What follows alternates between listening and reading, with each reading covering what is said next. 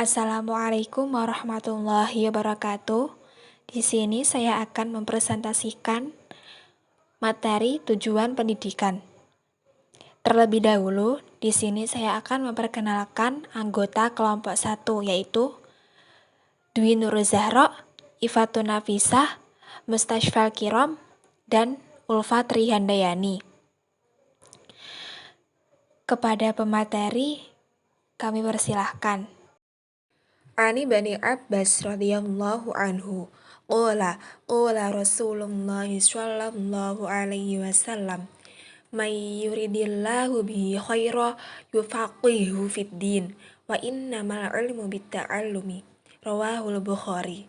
Artinya, dari Ibnu Abbas radhiyallahu anhu, ia berkata, Rasulullah sallallahu alaihi wasallam bersabda, barang siapa yang dikehendaki Allah menjadi baik, maka ia akan difahamkan dalam hal agama, dan sesungguhnya ilmu itu dengan belajar. Hadis riwayat Bukhari.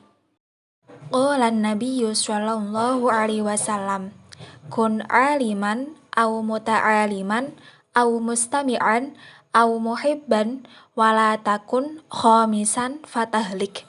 Rawahul Baihaqi. Artinya, telah bersabda Rasulullah sallallahu alaihi wasallam, jadilah engkau orang yang berilmu, atau orang yang belajar, atau orang yang mendengarkan ilmu, atau yang mencintai ilmu. Dan janganlah menjadi orang yang kelima, maka kamu akan celaka. Hadis riwayat Baihaqi. Dasar penyelenggaraan pendidikan. Dasar dan tujuan pendidikan adalah merupakan masalah yang sangat fundamental dalam pelaksanaan pendidikan. Pendidikan adalah masalah yang sangat penting dalam kehidupan, karena pendidikan itu tidak dapat dipisahkan dari kehidupan.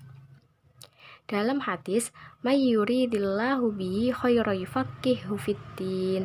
Barang siapa yang dikehendaki Allah menjadi baik, maka ia akan difahamkan dalam hal agama. Dapat dipahami bahwa orang tersebut akan diberi kebaikan oleh Allah Subhanahu wa taala.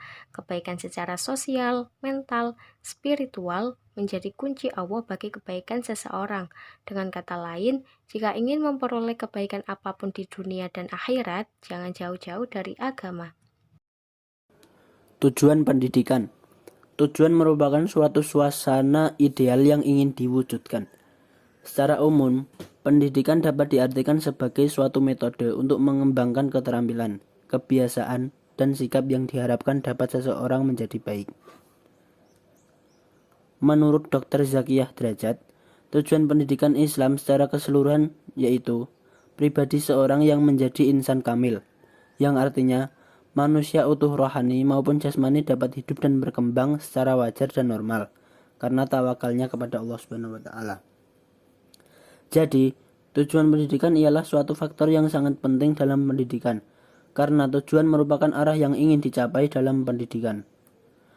Pendidikan dikembangkan dalam konteks membantu perkembangan manusia, memiliki kecakapan untuk bertahan hidup, melaksanakan tugas kehidupan, yang sering disebut tujuan fungsional dan tujuan praktis, yang meliputi skill, keterampilan, dan kecakapan.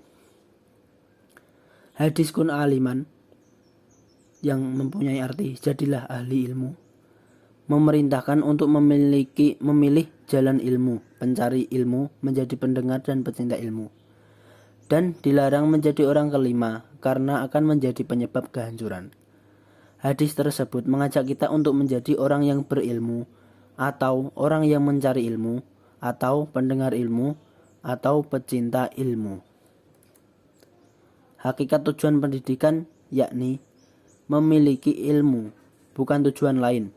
Maksudnya, jangan jadi selain dari yang 4 tersebut, seperti pemalas, membenci ilmu, perusak ilmu, dan lain sebagainya. Terlebih jika tujuan pendidikan diorientasikan untuk memperoleh duniawi. Analisis deskriptif. Berdasarkan kedua hadis di atas yang telah diterangkan, maka dapat diketahui bahwa pendidikan itu sangatlah penting, karena kebaikan itu akan muncul ketika kita mempunyai ilmunya.